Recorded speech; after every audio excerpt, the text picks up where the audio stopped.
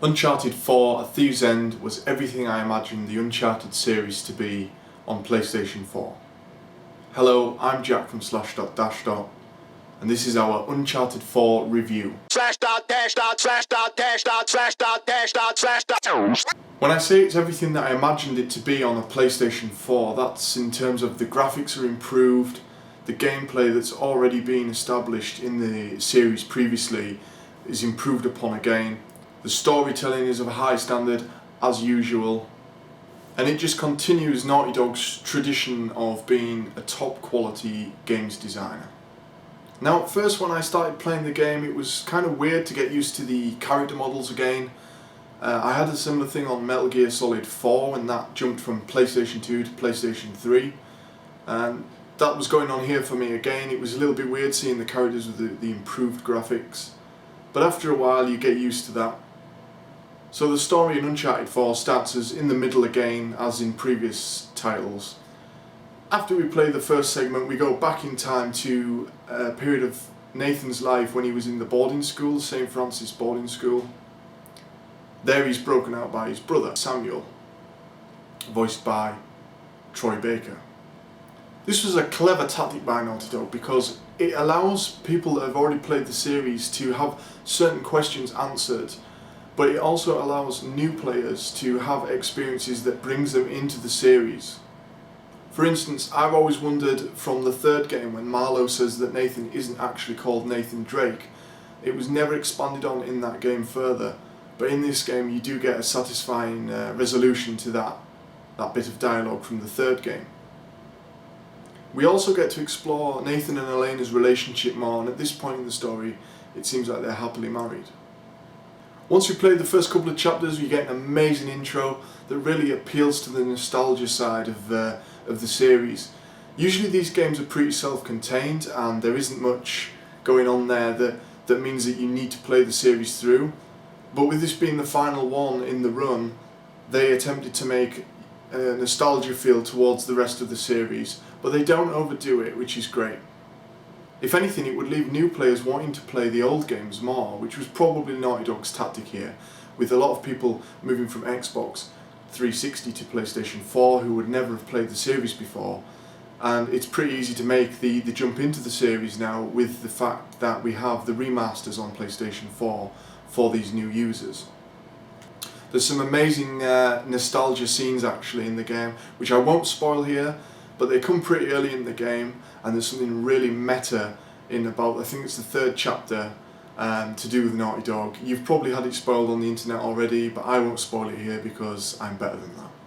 So I know a lot of you will be thinking, oh, is it the same Uncharted, just running around and climbing on things and shooting at things? And yes, while that is the main gameplay aspect to the Uncharted 4 Thief's End, there's some new elements put in there which it probably needed after 3 games pretty much keeping it to the same way.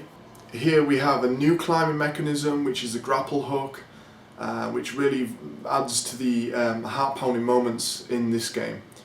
There's also sort of a pick that you stab into the wall that makes you have to sort of determine your jumps from ledge to ledge. You have to ram the pick into the wall midway through a jump. That really sort of adds to the climbing sections. There's also these sliding segments where you're going down sort of like hills that you slide down, and at the end you've got to make a big jump onto another ledge.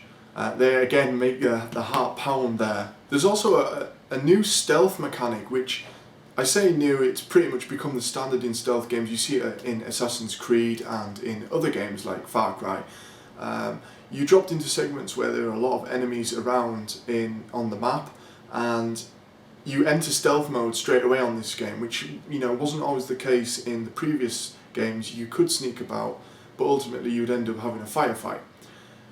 In Uncharted 4 it seems like they want you to play it stealthy, but if you mess up the stealth segment, that doesn't matter, you can then go on to just shooting bad guys. But obviously it's a lot harder than just sneaking around and sleeper holding people. I struggle with these stealth sections, and I always have done with Uncharted. I don't know why, because I'm big into stealth games.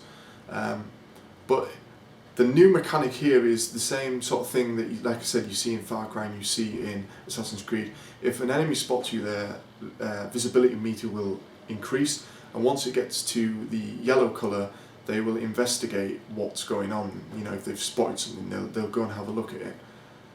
If at this point it goes to orange, they're alerted and they will call out for their colleagues to come and shoot at you. There's also a segment of the game where you go pickpocketing for items, and I was a little bit disappointed that it wasn't used more throughout the game. I thought it was pretty cool, but it's only used in one segment, unfortunately. So the big improvement for me is obviously the graphical improvement from the PS3 games to this PS4 game, and oh my god, the game looks amazing. I wouldn't say it's the best looking game on the PS4. I've heard a lot of people say that The Order is a very, very good looking game.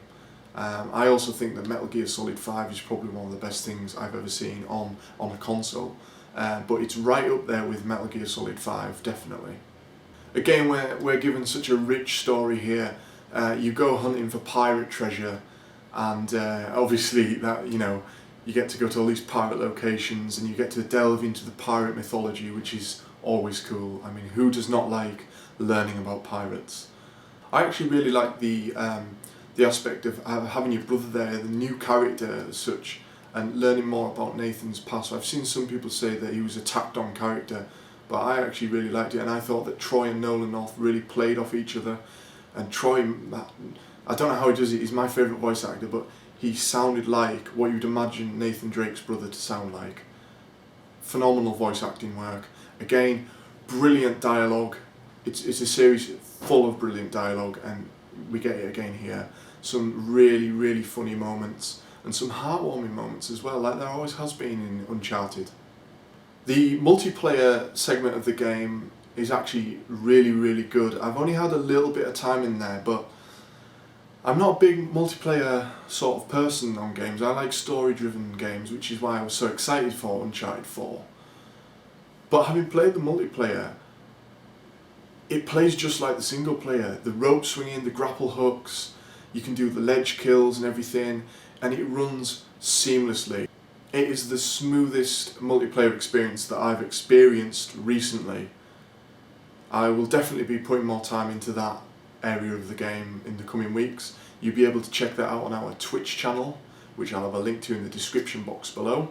So all in all, Naughty Dog have really knocked it out of the park again here. They scored universal acclaim with The Last of Us, and they've done it again here by the looks of it. I wouldn't say that it's the best in the series. For one thing, with it being the pirate mythology, I thought there was going to be more creepiness to it, you know, like in previous installments.